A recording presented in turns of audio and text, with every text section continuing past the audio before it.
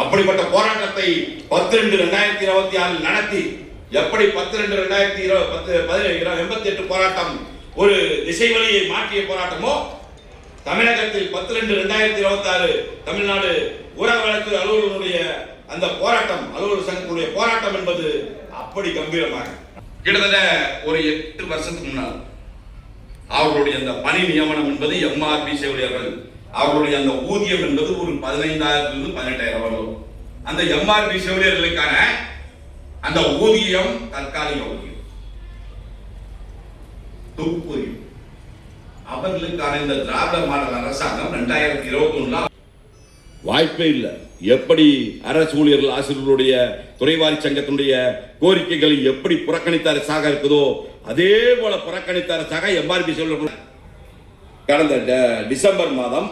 18ஆம் தேதியும் அவர்கள் அத்தனை பேரையும் உடனடியாக அந்த பேருந்து நிலையத்திற்கு அழைத்து வந்ததும் நடு இரவில் அழைத்து வந்ததும்